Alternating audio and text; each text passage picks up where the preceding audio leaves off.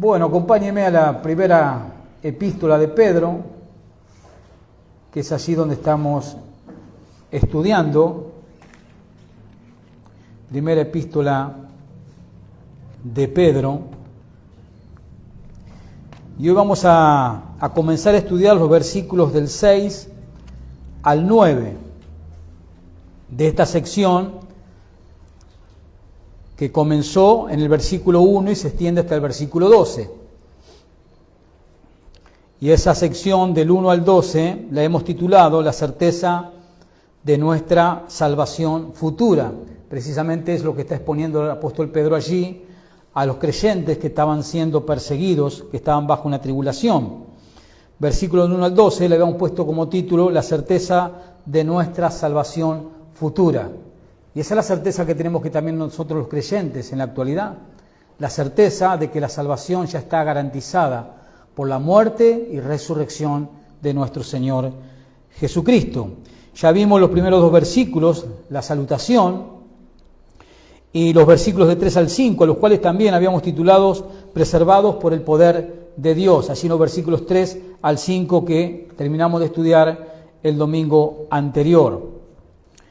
Y hoy vamos a empezar a estudiar los versículos del 6 al 9, así que vamos a darle lectura a esos tres versículos. Versículo 6 al versículo 9. Dice así el apóstol Pedro: en lo cual vosotros os alegráis, aunque ahora por un poco de tiempo, si es necesario, tengáis que ser afligidos de diversas pruebas, para que sometida a prueba vuestra fe, mucho más preciosa que el oro, el cual, aunque perecedero, se prueba con fuego, sea hallada en alabanza, gloria y honra cuando sea manifestado Jesucristo, a quien amáis sin haberle visto, en quien, creyendo, aunque ahora no le veáis, os alegráis con gozo inefable y glorioso, obteniendo el fin de vuestra fe, que es la salvación de vuestras almas. Y obviamente que esta sección de los versículos 6 que acabamos de leer al versículo 9, le vamos a poner como título La salvación probada por las pruebas de la persecución. La salvación probada por las pruebas de la persecución, le vamos a dar como título estos tres versículos del 6 al 9. Y vamos a comenzar leyendo el versículo 6, pero antes recordemos el verso 3 al 5, porque usted se fija en el verso 6, comienza diciendo en lo cual, y eso obviamente nos lleva a los versículos anteriores de lo que Pedro viene diciendo. Entonces vamos a leer el contexto, versículo 3 al versículo 5, donde Pedro dice: bendito el Dios y Padre de nuestro Señor Jesucristo, que según su grande misericordia nos hizo renacer para una esperanza viva por la resurrección de Jesucristo de los muertos, para una herencia incorruptible,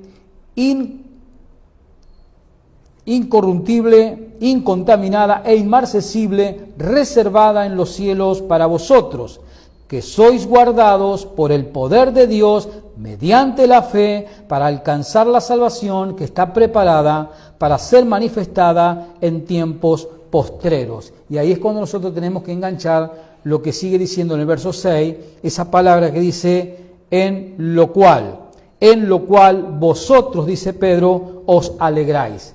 Y esa frase, en lo cual, se refiere al pasaje anterior, la cual detalla la verdad que debe producir gozo constante en los cristianos. ¿Cuál es?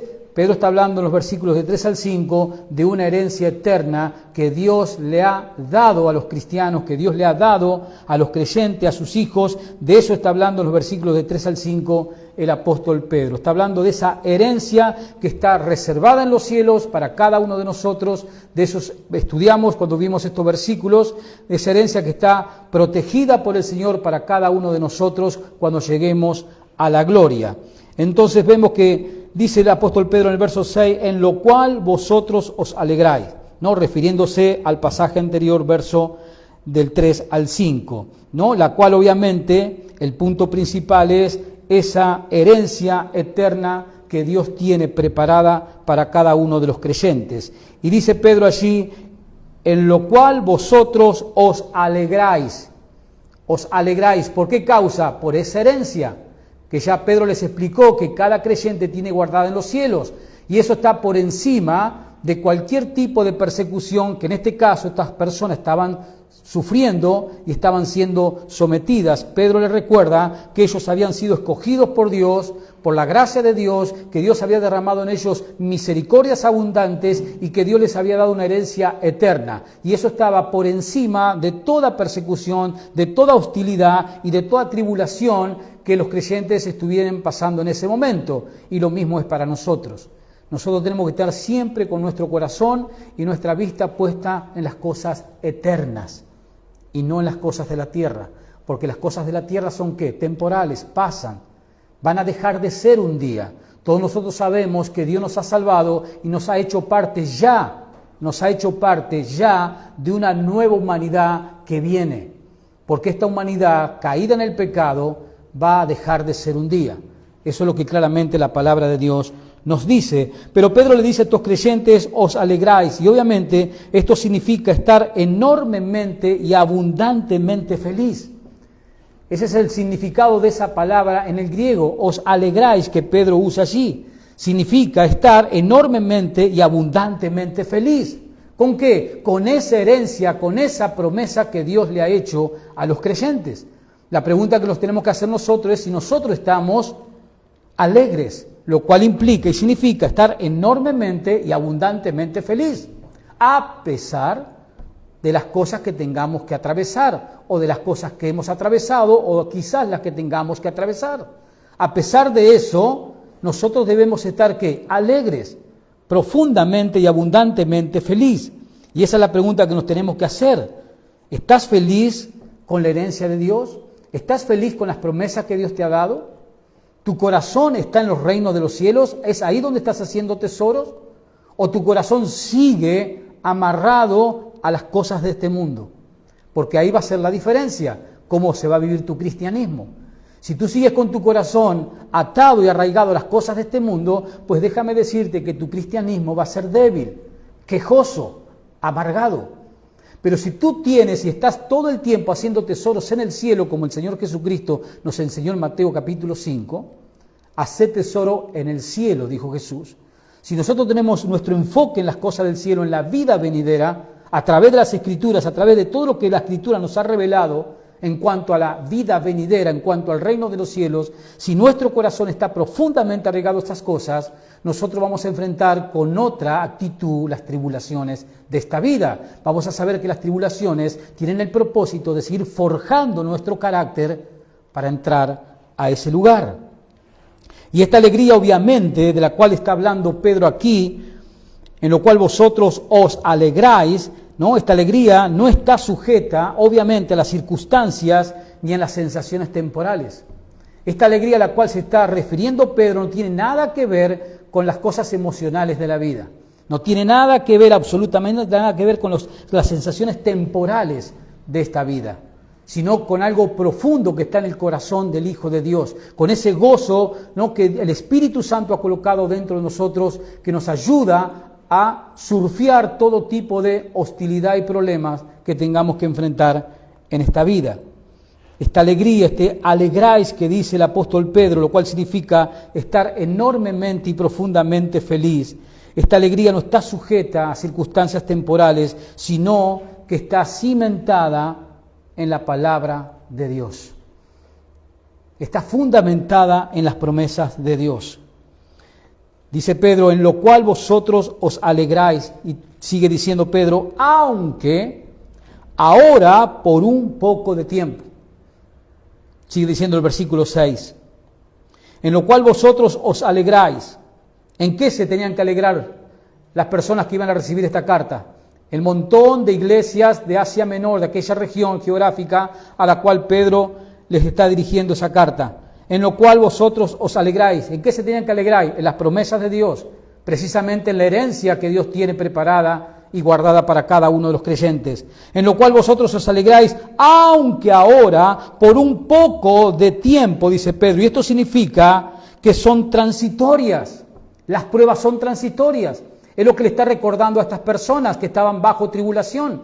Pedro está diciendo, ustedes deben seguir alegres, felices por las promesas que Dios les ha hecho y que esas promesas las tiene guardadas. Eso los tiene que llenar de alegría por encima de las pruebas, aunque por un poco de tiempo, dice Pedro, obviamente que este poco de tiempo significa que las tribulaciones pasan. Y nosotros podemos dar verdad de eso.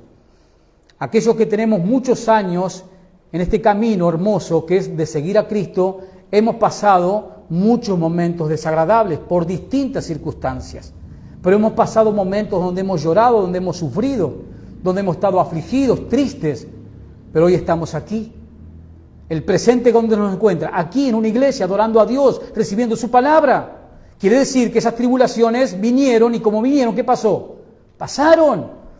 Porque Dios ministra nuestras vidas, no tenemos que olvidarnos de ese detalle. Entonces Pedro dice, aunque ahora por un poco de tiempo, y esto significa que son transitorias las pruebas y las tribulaciones, que pasan de la misma manera como nosotros pasamos en esta tierra. De la misma manera. Ninguna prueba que venga, ninguna tribulación que venga a nuestras vidas va a permanecer para siempre. ¿Por qué? Porque Dios es quien controla nuestras vidas y quien es quien administra nuestras vidas. Y obviamente que Él también administra nuestras tribulaciones. Vaya conmigo a Romanos capítulo 8 y fíjese lo que dice el apóstol Pablo allí con relación a las tribulaciones que tenemos que padecer los cristianos. Que más adelante vamos a ver que toda tribulación tiene propósitos. Capítulo 8, versículo 18 de Romanos. Fíjese lo que dice el apóstol Pablo aquí en cuanto a las tribulaciones, en cuanto a los inconvenientes que tenemos que enfrentar los creyentes. Romanos 8, versículo 18. Pues tengo por cierto, dice Pablo, esa frase es importante, pues tengo por cierto, o sea, él está diciendo que está seguro. Tengo por cierto que las aflicciones o tribulaciones o problemas, usted póngale el adjetivo que quiera, estamos hablando de lo mismo, pues tengo por cierto que las aflicciones del tiempo presente no son comparables con la gloria venidera que en nosotros, ¿quiénes son nosotros? Los creyentes, nosotros. En nosotros ha de manifestarse las glorias que se van a manifestar en nosotros. No se puede comparar con ninguna prueba, con ninguna tribulación que nosotros tengamos que pasar en esta tierra. No hay punto de comparación. Las pruebas y las tribulaciones que tenemos que pasar y sortear en este mundo con lo que nos está esperando, con lo que Dios tiene preparado para nosotros. Sin ir muy lejos, con el solo hecho de pensar que nuestro cuerpo va a ser glorificado, que va a pasar a ser un cuerpo inmortal, que va a ser un cuerpo que nunca más se va a enfermar, que nunca más va a envejecer, que nunca más se va a corromper. Ya con solo pensar en eso nos motiva y nos llena de alegría, como dice el apóstol Pedro. Pero venga conmigo y vamos a seguir escuchando al apóstol Pablo a la segunda carta a los Corintios, capítulo 4. Y sigamos escuchando al apóstol Pablo que nos dice en cuanto a las tribulaciones. Capítulo 4, versículo 17. Fíjese la actitud que tenía el apóstol Pablo. Y Pablo fue alguien que sufrió por predicar a Cristo, por identificarse con Cristo. Capítulo 4, 2 de Corintios, verso 17, dice el apóstol Pablo, porque esta leve tribulación, ¿cómo la llama Pablo las tribulaciones? Momentánea. ¿Está de acuerdo con lo que dice Pedro? Pedro, ¿qué dice? Si por un poco de tiempo. No, Pablo está diciendo, porque esta leve tribulación, no solamente dice que son momentáneas, que vienen y se van, pero vienen con un propósito. Dios permite con un propósito, que luego lo vamos a ver. Y Pablo dice que son leves y momentáneas. Produce en nosotros, ahí ve el propósito, produce algo en nosotros. Produce en nosotros, dice, una cada vez más excelente y eterno peso de gloria. Es decir, cuando más tribulaciones tú pases en la tierra, más grande va a ser la gloria y el premio que te está esperando en el cielo. O sea, cuando más tribulaciones tú tengas que atravesar, mayor va a ser la gloria que vas a recibir en el cielo. De parte de Dios, obviamente. Sigue diciendo Pedro, volvamos allí al versículo 6. Y vamos a ver que Pedro dice claramente, en lo cual vosotros os alegráis, aunque ahora por un poco de tiempo, ¿qué más dice? Si es necesario, si es necesario. ¿Esto qué quiere decir? Que las tribulaciones, que las pruebas que tenemos que pasar como creyentes son necesarias, ¿sí o no? ¿Sí? De parte de Dios, en el plan redentor de Dios, las pruebas, las tribulaciones son necesarias. Por eso Pedro dice, si es necesario, es decir, las pruebas cumplen un propósito de parte de Dios en la vida de los creyentes. Vamos a ver un ejemplo en Hechos capítulo 14. Vamos a ver a los primeros cristianos, Hechos 14. Las pruebas tienen como finalidad un propósito en la vida de los cristianos. Eso es claro en el Nuevo Testamento. Capítulo 14, versículo 22.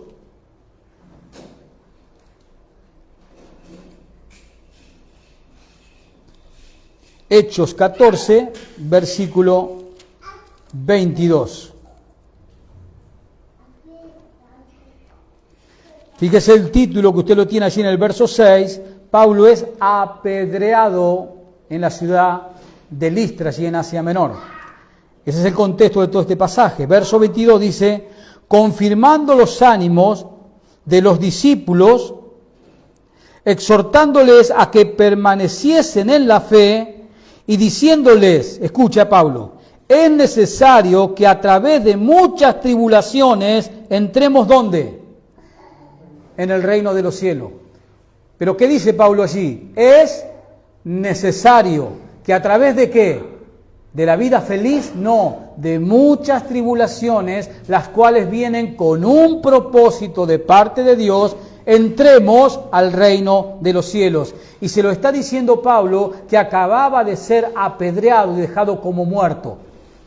Y él, poniéndose de pie, a través de esa circunstancia, fue y animó a los cristianos en ese lugar, con estas palabras, diciéndole, lo que me ha pasado a mí, este momento tan difícil que me tocó atravesar, les quiero enseñar, le está diciendo Pablo, que las tribulaciones van a venir a nuestras vidas como creyentes, porque vivimos en un mundo hostil, vivimos en un mundo que es enemigo del cristiano, es enemigo de Cristo. Y si es enemigo de Cristo el mundo, obviamente es enemigo de todo aquel que se va a identificar con Cristo. Y nosotros eso lo tenemos que saber y tener bien claro en nuestras mentes. Pero vayamos nuevamente a Romanos 8, pasaje que leyó Ariel hoy, pero ahora el versículo 28, y veamos también el propósito de las tribulaciones que tiene que atravesar, que tenemos que atravesar los creyentes. Romanos 8, verso 28. Romanos 8, verso 28 dice, y sabemos, dice el apóstol Pablo, sabemos de saber, de entender, de comprender, y sabemos que los que aman a Dios, todas las cosas les ayudan. ¿Y qué podemos integrar en todas las cosas en esa frase? ¿Qué vienen todas las cosas? Los momentos lindos y los momentos no tan lindos. Y momentos lindos y momentos no tan lindos los pasamos ¿quiénes? Todos los creyentes, por distintas circunstancias, pero pasamos por momentos difíciles. Y Pablo está diciendo aquí, por inspiración del Espíritu Santo, que todas las cosas tienen un fin. ¿Cuál es? Ayudan. Ayudan a bien, esto es, a los que conforme a su propósito. ¿El propósito de quién? De Dios. Tú fuiste llamado con un propósito ¿de quién? De Dios. Y Dios va a usar las pruebas y las tribulaciones con un propósito bien definido. Conforme a su propósito son llamados.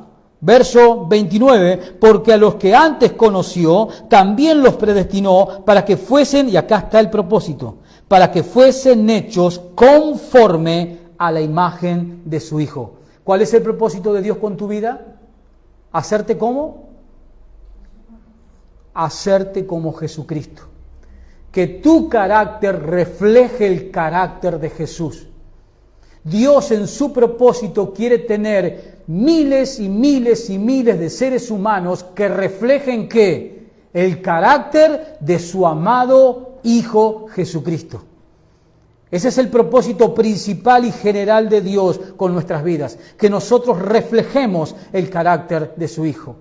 Que Él cuando nos mire, el Padre, vea a través de nosotros a su Hijo manifestado. Ese es el propósito. Y para ese propósito, dice Pablo, todas las cosas que están bajo la supervisión de Dios, Él supervisa todo lo que nos pasa a nosotros. Nunca pienses que te está pasando algo y es como que tienes la sensación de que Dios se olvidó de ti. No, no se olvidó de ti. Dios sabe bien, Dios está dentro tuyo, Dios está monitoreando, Dios está controlando cada cosa que te está sucediendo. Luego vamos a ver un texto que nos habla de esa verdad. Pero volviendo a Pedro, él dice si es necesario. Es decir, claramente que las pruebas cumplen un propósito en la vida de los creyentes, como vimos en Hechos y en Romanos 8, 28 y 29. Dios las usa a las pruebas, en primer lugar, para hacernos humildes. Dios usa las pruebas para que seamos humildes. Pablo fue una persona, venga conmigo 2 Corintios 12, Pablo entendió esta verdad de que Dios usa las pruebas para hacernos humildes. ¿Usted qué cree? ¿Que el ser humano por naturaleza es humilde? ¿Usted cree eso? Aunque el ser humano, ¿qué cree? Que sí. Según la visión que él tiene de sí mismo, él cree que es humilde. No, el ser humano ¿cómo es? Egocéntrico, 100%. Entonces vamos a escuchar al apóstol Pablo, 2 Corintios capítulo 12, versículo 7 en adelante. Pablo está relatando una experiencia, una visión que él tuvo. Versículo 7 dice, y para que la grandeza de la revelación no me exaltase desmedidamente, yo tengo que leer los versículos del 1 al 6, donde Pablo cuenta la revelación de la cual él fue testigo y partícipe. Dios lo había trasladado ¿a dónde? Lo había raptado y lo había llevado al tercer cielo, allí donde está el reino, allí donde habita Dios. Ahí había estado el apóstol Pablo, había oído y había visto cosas que no se le permitió a él contar. Una visión impresionante y extraordinaria. Pero ¿qué sucedió? Dice el verso 7, y para que la grandeza de la revelación, porque fue una revelación inmensa a la cual fue expuesto Pablo, dice, para que la grandeza de la revelación no me exaltase desmedidamente, me fue dado un aguijón en mi carne, un mensajero de Satanás que me abofeté para que no me exaltase sobremanera. Entonces podemos ver claramente acá que el apóstol Pablo tenía que luchar con una prueba constante todo el resto de su vida, y esa prueba de parte de Dios tenía un propósito. ¿Cuál era? Que él no se exaltase. Él fue un ser humano que recibió muchas visiones impresionantes de parte de Dios. Y Dios, obviamente, a través de esta prueba en particular, tenía como propósito que él no se exaltase. Verso 8 dice, respecto a la cual 3 veces le rogué al Señor que la quite de mí. A esa tribulación, a esa prueba. ¿Y qué le respondió el Señor? Y me ha dicho, bástate mi gracia, porque mi poder se perfecciona en la debilidad. Por tanto, de buena gana me gloriaré, más bien en mis debilidades, para que repose sobre mí el poder de Cristo. Pablo lo entendió y aceptó esa prueba permanente y constante en su vida. porque tenía un propósito de parte de Dios, que Él nos exaltase. Y Él reconocía que su naturaleza caída en el pecado fácilmente podía ir por el camino de la exaltación.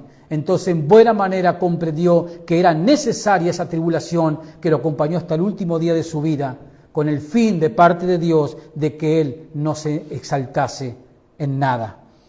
Entonces vemos claramente que en primer lugar las tribulaciones y las pruebas de parte de Dios son ¿para qué? Para hacernos humildes, para que seamos humildes. En segundo lugar, para separarnos. Las pruebas muchas veces vienen a nuestras vidas, ¿para qué? Para que nosotros seamos separados del mundo. Porque es verdad, hermano, nos cuesta dejar las cosas del mundo.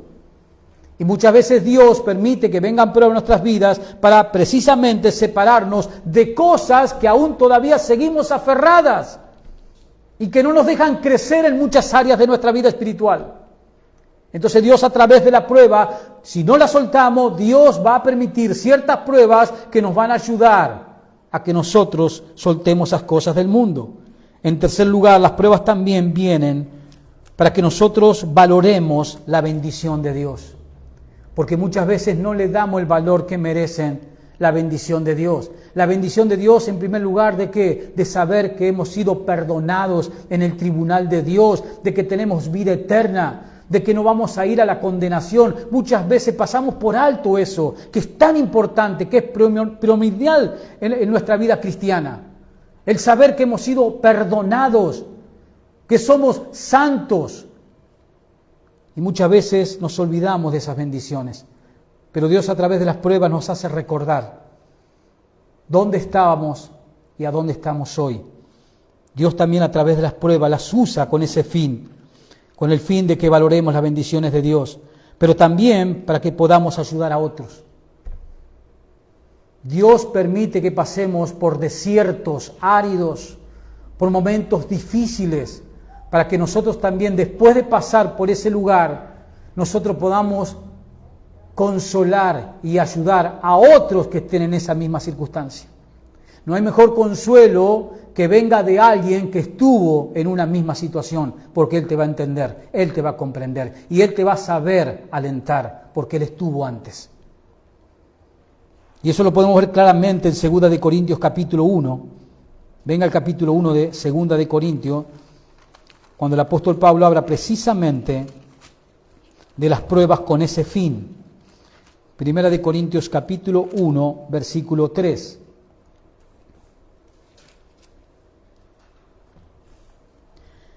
Dice Pablo en 2 de Corintios capítulo 1, verso 3, bendito sea el Dios y Padre de nuestro Señor Jesucristo, Padre de misericordia y Dios de toda consolación, el cual nos consuela en todas nuestras tribulaciones. ¿Qué hace Dios? En medio de la tribulación, ¿qué va a hacer Dios? Te va a consolar. El cual nos consuela en todas nuestras tribulaciones, para que podamos también nosotros consolar a los que están en cualquier tribulación por medio de la consolación con que nosotros somos consolados por Dios. ¿Lo ves?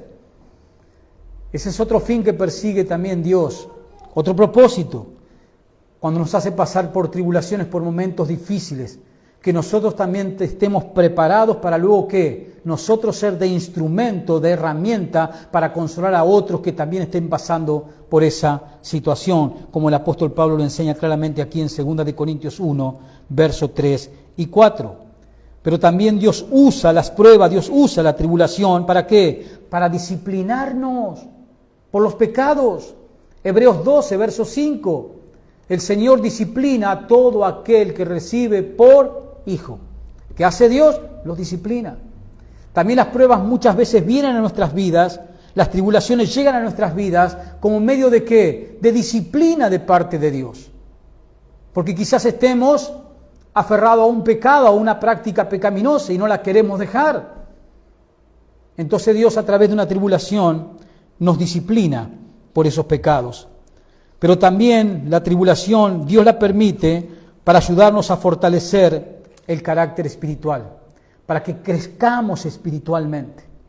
Y eso lo podemos ver claramente en Santiago, capítulo 1, después de Hebreo, tiene la carta de Santiago, el medio hermano de Jesús, capítulo 1, y podemos ver también que Dios usa las tribulaciones para ayudarnos a fortalecer nuestro carácter espiritual, nuestro carácter como creyentes, como cristianos, como hijos de Dios.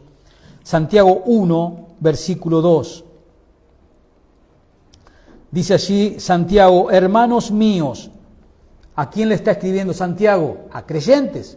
Hermanos míos, tened por sumo gozo cuando os hacéis en diversas pruebas. ¿Qué dice Santiago? Tengan que, cuando estén en el momento difícil, tengan gozo. Porque si estás en una prueba es porque Dios tiene un propósito, no es porque te está pasando algo que Dios no se enteró. No, precisamente Dios permitió que transites por ese camino. Eso es lo que te está diciendo Santiago. Hermanos míos, tened por sumo gozo, por suma satisfacción, cuando os halléis en diversas pruebas. No dice en una prueba específica, en diversas. Puede venir de muchas maneras. En diversas pruebas. Verso 3. Sabiendo que la prueba de vuestra fe produce ¿qué? Paciencia. Esa palabra en el original significa resistencia. Sabiendo que la prueba de vuestra fe produce resistencia.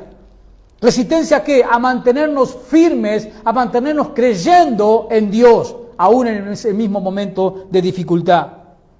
Mas tenga la paciencia o resistencia la obra completa para que seáis perfectos. Esto quiere decir maduros, cristianos maduros.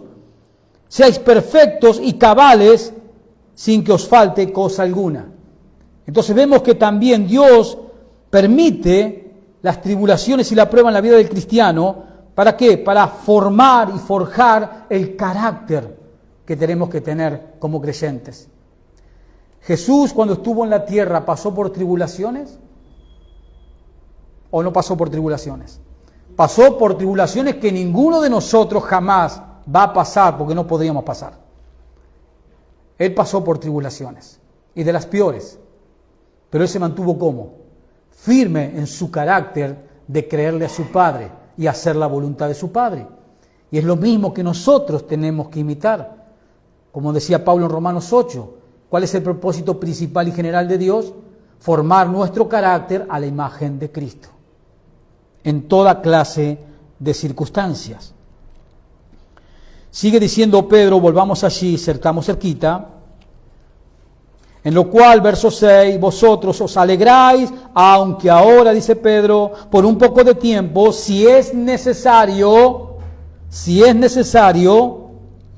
tengáis que ser afligido de diversas pruebas. Dice Pedro, tengáis que ser afligido. Y lo que Pedro está reconociendo aquí, que los problemas producen dolor, los problemas producen tristeza, congoja, desilusión y ansiedad. ¿Es verdad o no? Cuando hemos pasado por momentos difíciles, ¿no producen esas sensaciones? ¿Sí? Y es lo que está diciendo Pedro aquí, que tengáis que ser afligidos.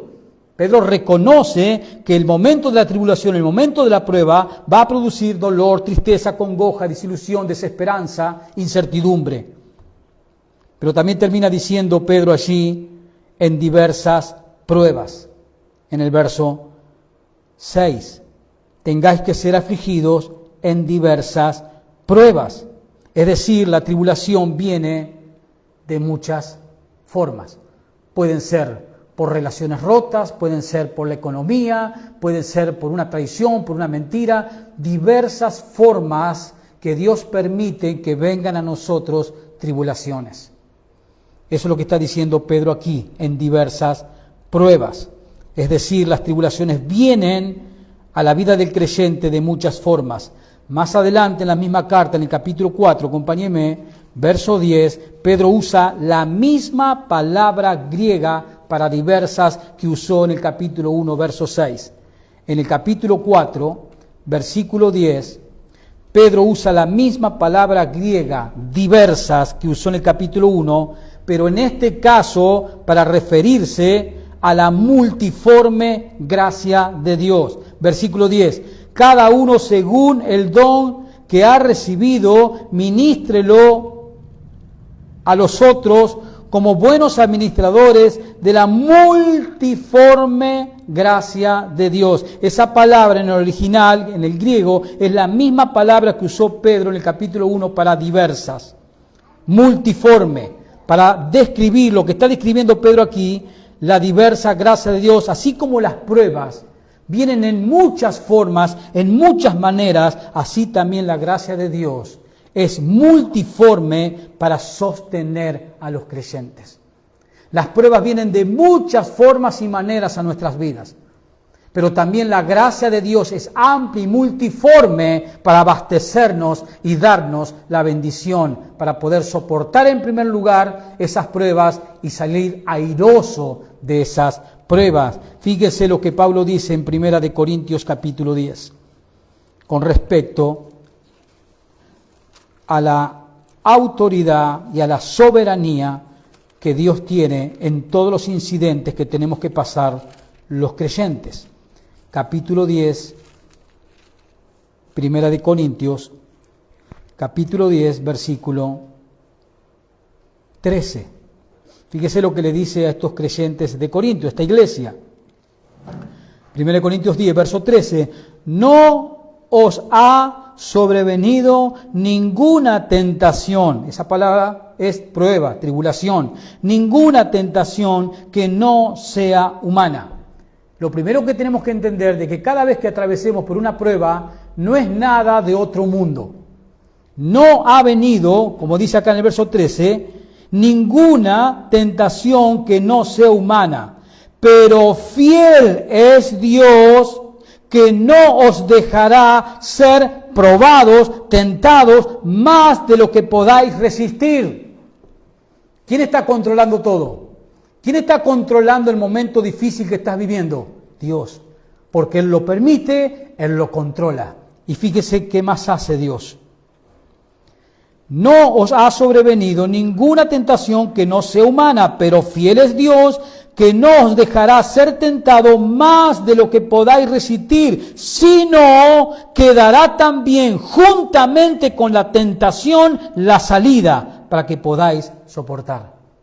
Esa es la multiforme gracia de Dios, que acude a darnos la fuerza para que nosotros podamos mantenernos en pie en medio de la tribulación, pero también nos va a dar ¿qué? La salida. Cuando Dios crea en su plan redentor de que ya pasamos por ese momento que teníamos que pasar, que Dios ya ha logrado el propósito que quería lograr, Dios te muestra la salida a esa tribulación. Por eso nosotros podemos mirar hacia atrás en nuestra vida cristiana y podemos ver por los lugares que tuvimos que pasar.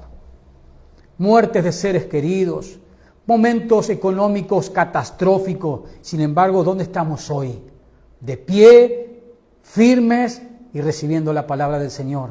Porque por todas esas pruebas que pasamos, Dios las permitió, pero Dios en el mismo momento nos sostuvo con su gracia y nos dio la salida. Por eso hoy estamos aquí. Y hemos crecido. Cuando miramos hacia atrás, hemos crecido en nuestro carácter, en nuestra madurez como cristianos. Porque todo eso se va forjando a través de las pruebas en las cuales Dios permite que nosotros entremos. Volvamos a Pedro y continuemos con el versículo 7, donde sigue diciendo Pedro, para que sometida a prueba vuestra fe, para que sometida a prueba vuestra fe. ¿Qué es lo que está diciendo Pedro aquí? Pedro está diciendo, Dios prueba la fe del creyente. Dios prueba la fe que profesa el creyente con el fin de que el creyente, sepa qué fe está profesando y así nos demos cuenta si somos creyentes verdaderos o no lo somos. Las pruebas también tienen ese fin, que nosotros podamos darnos cuenta qué clase de fe tengo. Si tengo la fe que viene del cielo, que Dios me ha dado en su gracia, como Pablo dice así en Efesios 2, del 5 al 8, o estoy profesando una fe humana, una creencia humana. Y cuando viene el momento difícil, cuando viene el momento de la prueba, la fe verdadera es la que se va a sostener. Si la persona tuvo una fe humana, obviamente frágil, ¿qué va a pasar con esa persona? Lo primero que va a hacer, va a dejar de venir a la iglesia. se va a alejar de la iglesia, se va a alejar de todo lo que tenga que ver con la comunión cristiana. Y muchas veces las personas van a decir lo siguiente: desde que empecé a la iglesia todo me empezó a ir mal, por eso no fui más. Si yo mientras no iba a la iglesia me iba mejor. Entonces claramente Pedro dice en el verso 7, para que sometida a prueba vuestra fe. Dios prueba la fe del creyente con el fin de que éste sepa qué fe está practicando, qué fe está profesando, y así nos demos cuenta si somos creyentes verdaderos o no lo somos. Tenemos el máximo ejemplo en las Escrituras, en Génesis capítulo 22, versículo del 1 al 19, que es Abraham. ¿Qué le pidió Dios a Abraham en ese capítulo? Que haga un sacrificio, que suba al monte, que lleve a su hijo y que le ofrezca un sacrificio. ¿Y cuál era el sacrificio? ¿Un cordero? No, su propio hijo. Pero el libro de Génesis nos dice que en el capítulo 15, capítulos anteriores, antes del 22, que es cuando Dios le pide a Abraham que sacrifique a su hijo, en el capítulo 15, Dios dice que Abraham creyó a Dios y le fue contado por justicia. O sea, Abraham había creído en Dios. Y en el capítulo 22 viene la prueba de su fe. A ver si realmente esa fe era verdadera o no. Pero no porque Dios tenía que saberlo, Dios sabe todas las cosas, sino para que él, Abraham, se dé cuenta que tenía la fe verdadera. Todos sabemos el incidente. Abraham, con una convicción plena de creencia en Dios, dice el libro de Hebreos que Abraham lo fue a degollar a su hijo como sacrificio porque él creía que Dios aún tenía el poder de resucitarlo. Miren la fe que tenía Abraham. Y él levantó el cuchillo para degollar a su hijo y un ángel apareció de repente diciendo: detente, Abraham. Ya sabemos que crees en Dios. Pero ¿cuál es el punto? El punto es que Dios le probó la fe. Y Abraham salió ¿cómo? Victorioso. Victorioso. Por eso Abraham en las Escrituras se lo llama el padre de la fe de los creyentes. ¿En qué sentido? En que todo creyente debemos tener esa fe que tuvo Abraham, porque esa es la verdadera fe, que no se doblega, que no reniega de Dios, que no se queja ante Dios, sino que aún en el momento difícil sigue confiando en Dios. Ni hablar si agarramos todo un libro, 42 capítulos enteros de un libro que se llama Job. Dios probó la fe de Job. 42 capítulos nos hablan de ese punto, de cómo Dios probó la fe de un hombre. Pero Dios sabía qué fe tenía Job, porque Dios le había dado la fe a Job. Y a pesar de que aún hasta su mujer incrédula le dijo a Job: ¿por qué no maldices a Dios y te mueres?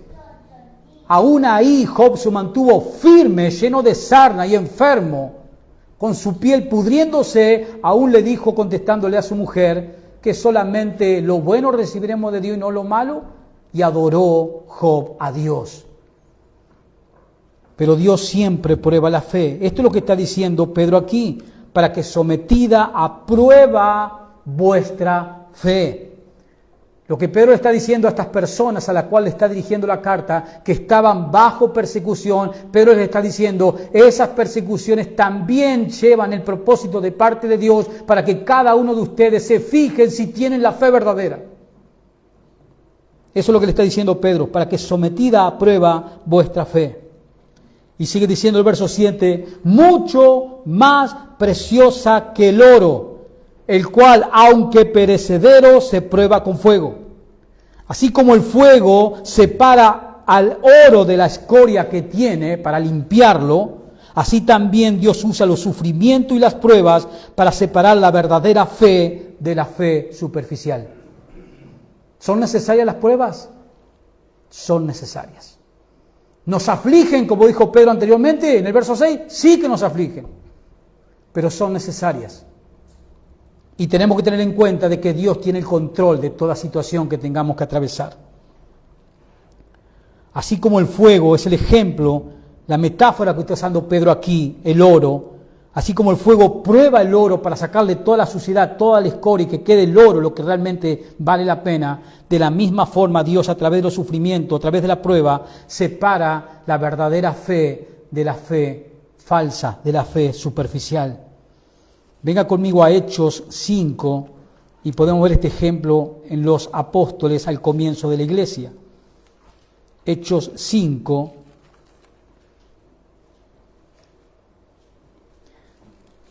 Hechos 5, versículo 40.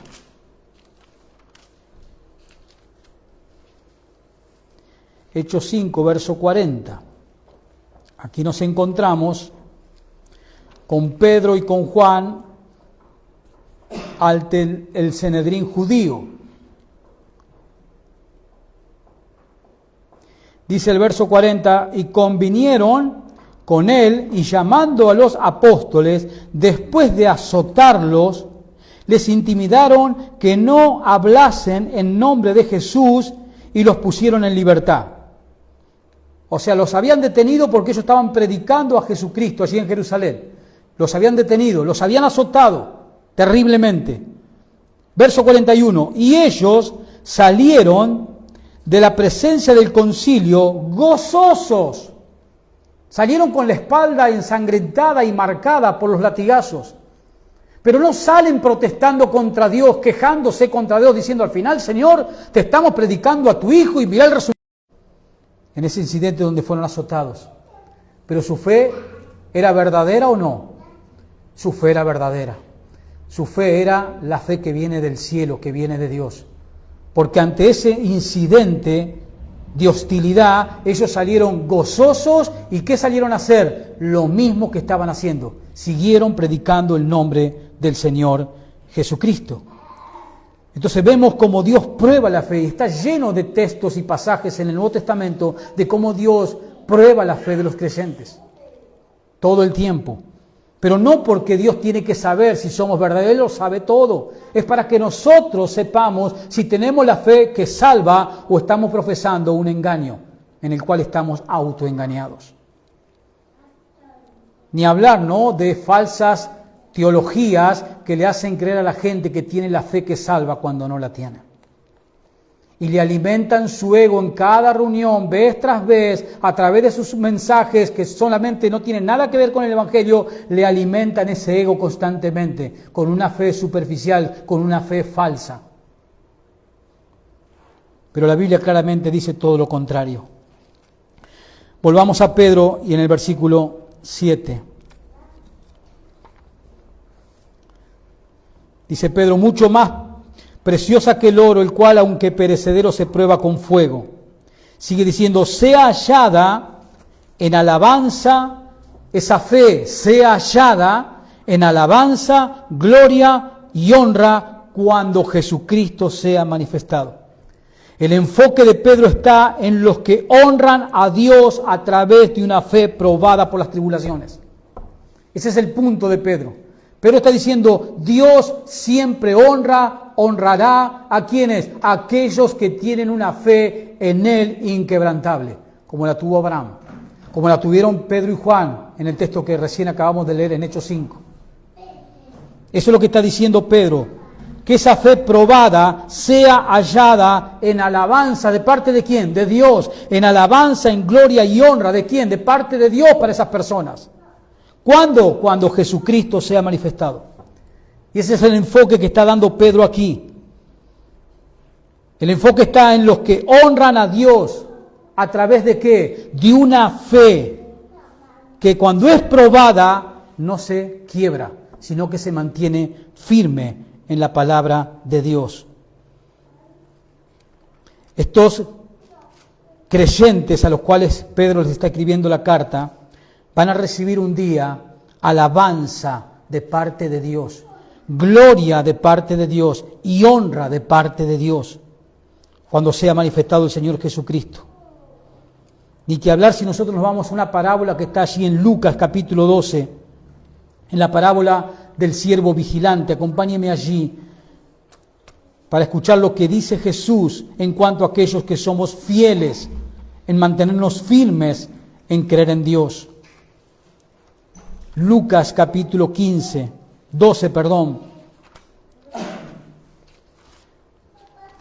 versículo 35.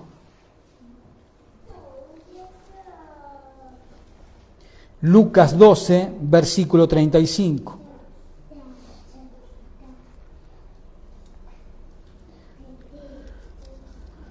Lucas 12, versículo 35. Dice, estén ceñidos vuestros lomos, dice el Señor Jesús, y vuestras lámparas encendidas. Y vosotros sed, acá está el ejemplo, semejante a hombres que aguardan a que su Señor regrese de las bodas, para que cuando llegue y llame, le abran enseguida.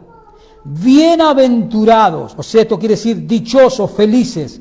Bienaventurados aquellos siervos a los cuales su Señor cuando venga halle velando. De cierto os digo que se ceñirá y hará que se sienten a la mesa y vendrá a servirles. El mismo Señor gratificará a esas personas que se mantengan velando a pesar de toda circunstancia y toda situación que tenga que atravesar, siguen velando en cuanto a esperar el regreso del Señor, predicándolo, sirviéndolo todo el tiempo a esas personas. Jesús cuando venga las va a honrar, las va a alabar. Jesús habló de la recompensa eterna para aquellos que lo honran, como vemos en esta parábola del siervo vigilante. La fe que salva y sus buenas obras siempre reciben elogios de Dios. Si nosotros vamos a un texto muy famoso en 1 de Samuel, capítulo 2, verso 30, Dios dice allí a Samuel, yo honro a los que me honran. Así cortito dice el Señor, yo honro a los que me honran, yo honro a los que creen en mí, a los que creen en mi palabra y son inquebrantables en creer en mi palabra y viven conforme a mi palabra y aman mi palabra y desean mi palabra. Yo honro, dice Dios. ¿Te imaginas eso? Dios honrando. Sí, Dios honra a aquellos que tienen una fe en Él inquebrantable. Y cuando hablamos de una fe en Él, estamos hablando de una fe en la palabra de Dios. En creer lo que Dios nos ha revelado, atesorarlo en el corazón y no dejar que nada ni nadie nos quite nuestra creencia en la palabra de nuestro Padre Celestial. Yo honro a los que me honran, dice el Señor allí en 1 Samuel 2:30. Sigamos para ir terminando con Pedro, versículo 8. 1 Pedro, verso 8 del capítulo 1. A quienes amáis, le dice Pedro, sin haberle visto, en quien creyendo, aunque ahora no lo veáis, os alegráis con gozo inefable y glorioso. A quien amáis, dice Pedro, sin haberles visto. ¿Cuántos se acuerdan lo que le dijo el Señor Jesús a Tomás? Que cuando el Señor Jesús aparece resucitado y se le aparece a sus discípulos, había uno que no estaba en el grupo. Obviamente, exceptuando a Judas, que ya se había suicidado. Pero Jesús, cuando resucita, sus discípulos estaban encerrados en una casa, orando, y el Señor se manifiesta en el medio. Y todos se llenan de gozo, se asustan primero, pero se llenan de gozo al verlo al Señor nuevamente. Pero había uno que no estaba con ellos, un discípulo llamado Tomás. Luego sus consiervos le cuentan a Tomás que habían visto al Señor. ¿Y qué dice Tomás? Yo si no veo sus manos y su costado, yo no voy a creer.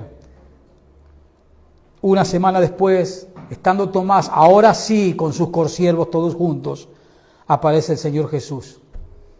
¿Y a quién va directamente a recriminar? A Tomás, porque no había creído. Y le dice el Señor, felices Tomás, felices son los que no viendo crean. Y ahí nos integramos, ¿quién es? Nosotros. Felices, dijo Jesús, aquellos que no ven pero creen.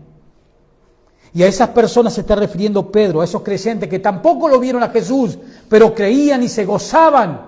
Se alegraban en la palabra y en las promesas de Dios, en la herencia eterna que Dios tiene preparado para ellos. A diferencia de Tomás, que él dijo, yo si no creo, no veo, en otras palabras. A lo cual Jesús lo tuvo que recriminar. Y Jesús dijo en ese incidente, felices son aquellos que sin ver creen. ¿Por qué? Porque nosotros creemos las Escrituras, porque nosotros a través de las Escrituras lo podemos ver a Jesús, ¿o no es así? No lo vemos a Jesús, no vemos la dulzura de Jesús a través de la Escritura, no vemos la gloria de Jesús a través de la Escritura, no vemos su majestad a través de las Escrituras, no vemos a un rey con todo su poder a través de las Escrituras. Sí, en todas las Escrituras.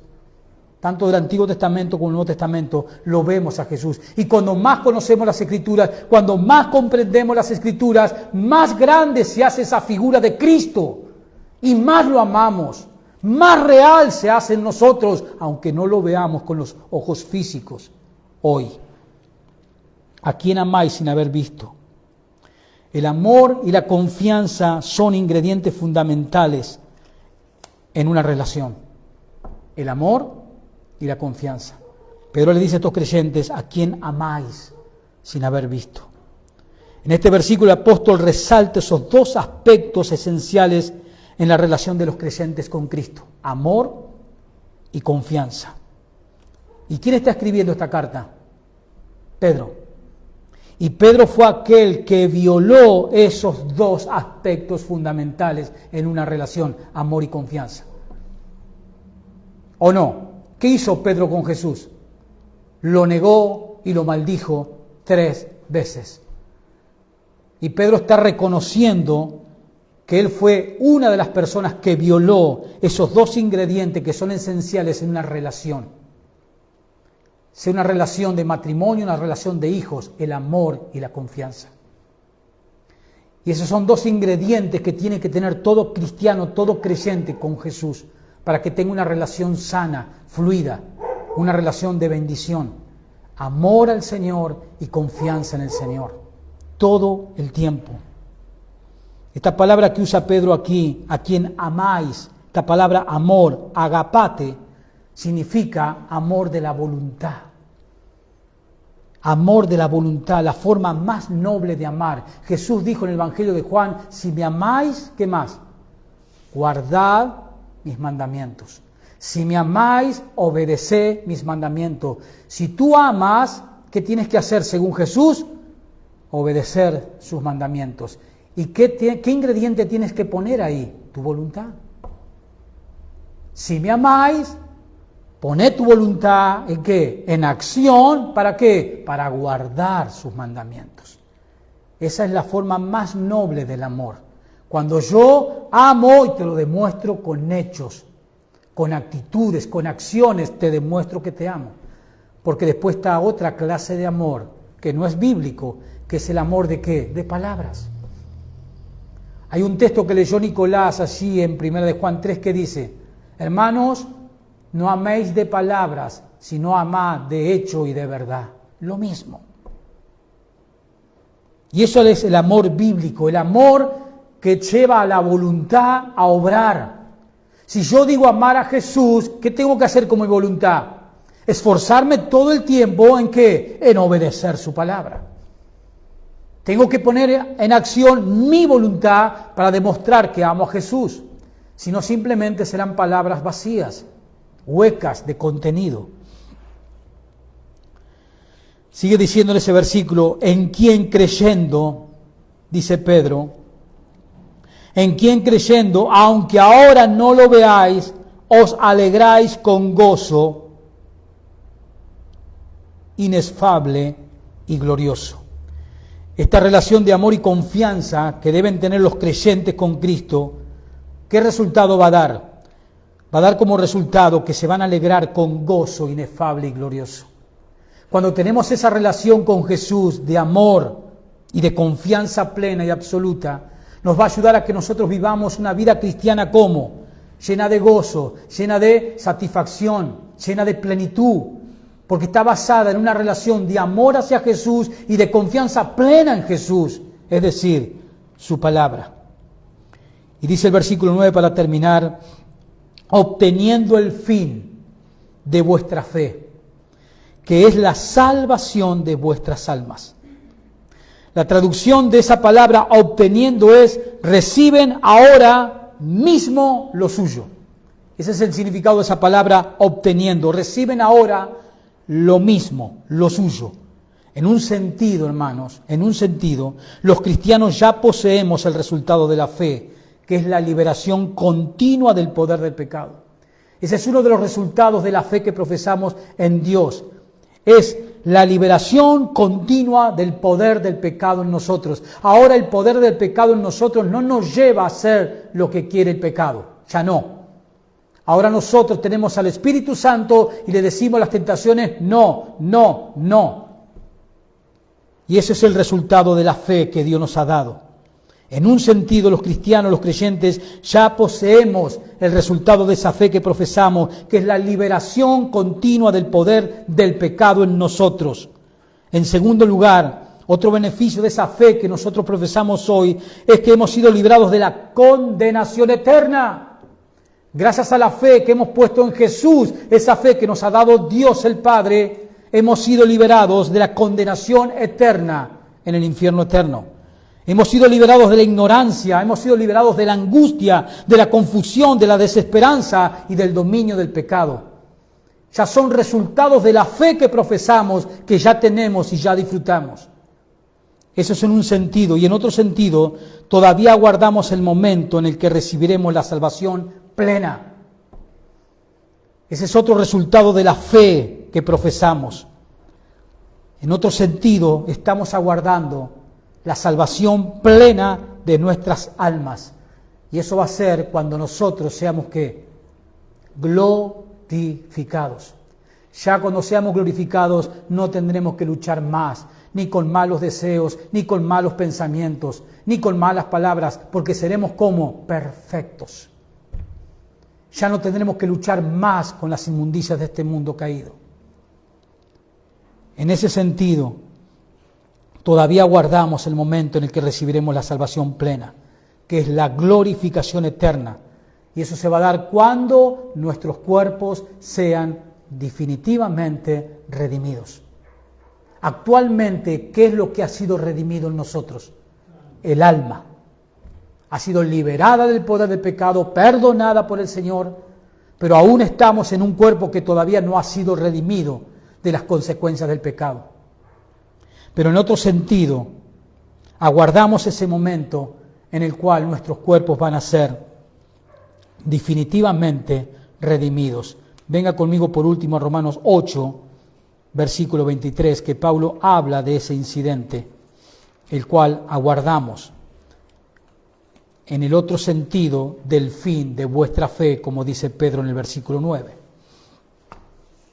Romanos 8, versículo 23. Romanos 8, verso 23.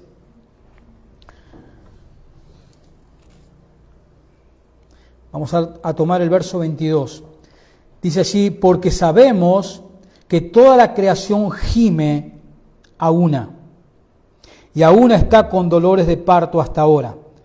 Fíjese que cuando Pablo escribe esto por revelación de Dios, por inspiración del Espíritu Santo, en cuanto a la creación, ¿qué nos revela Pablo? Que toda la creación que estaba haciendo en ese momento, hace 2000 años atrás, gime, sufre. Toda la creación, toda, inclusive los animales, la vegetación, toda la creación está gimiendo, está sufriendo las consecuencias del pecado. Y algo más dice Pablo allí en el verso 22. Y a una está con dolores de parto hasta ahora. Hace 2000 años escribió Pablo esto, hablando de la creación que está gimiendo, está con dolores de parto, pone esa metáfora el apóstol Pablo para que entendamos que la tierra está por dar a luz. ¿Y qué es lo que va a dar a luz la tierra en un momento? ¿Una nueva qué? ¿Una nueva creación? ¿Y cuál va a ser ese momento? El reinado milenario del Mesías.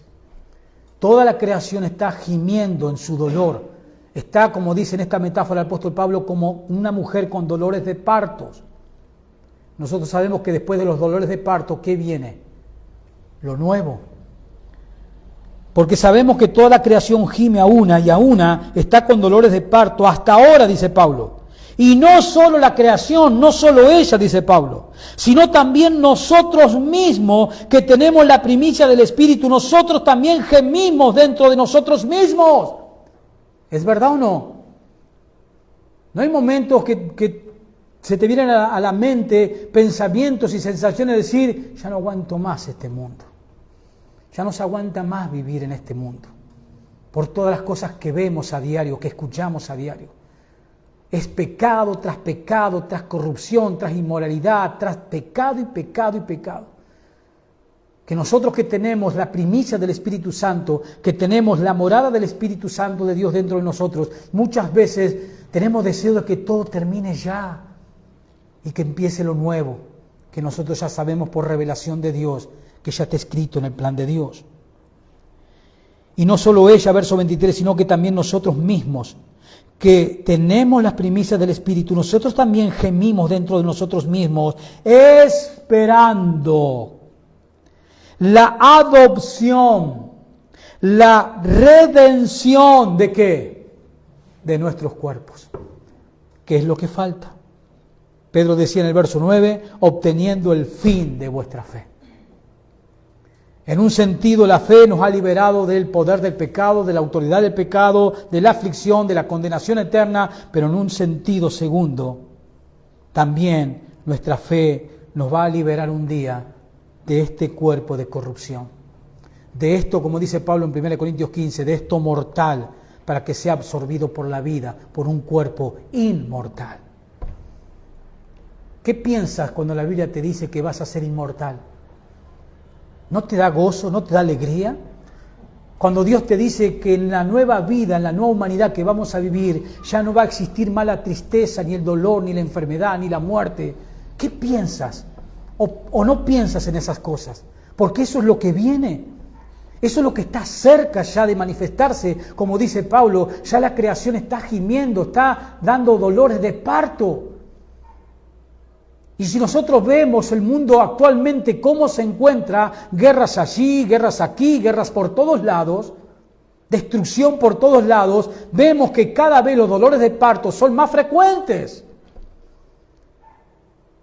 Que va a venir lo que Dios dijo que va a venir. Y nosotros somos participantes de eso que va a venir. Para terminar, hermano, volvamos a Pedro.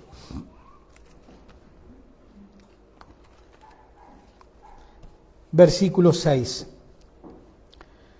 Dice Pedro, en lo cual vosotros os alegráis, aunque ahora por un poco de tiempo, si es necesario, tengáis que ser afligido en diversas pruebas, para que sometida a prueba vuestra fe, mucho más preciosa que el oro, el cual, aunque perecedero se prueba con fuego, sea hallada en alabanza, gloria y honra cuando sea manifestado Jesucristo, a quien amáis sin haber visto, en quien creyendo, aunque ahora no lo veáis, os alegráis con gozo inefable y glorioso, obteniendo el fin de vuestra fe, que es la salvación de vuestras almas. Amén. Señor, te damos gracias por tu palabra. Te damos gracias, Señor, por tu revelación que es para nosotros, los creyentes, tus hijos, la iglesia. A través de tu palabra tú nos animas, a través de tu palabra tú nos confortas, a través de tu palabra tú nos edificas, tú sigues formando el carácter de Cristo en nosotros. Te damos gracias por las bendiciones que tenemos, te damos gracias por la herencia que tú tienes preparada para cada una de nosotros allí en el reino de los cielos. Te damos gracias por las pruebas, Señor. Te agradecemos porque esas pruebas nos han hecho ver a nosotros mismos de que tenemos la fe que salva.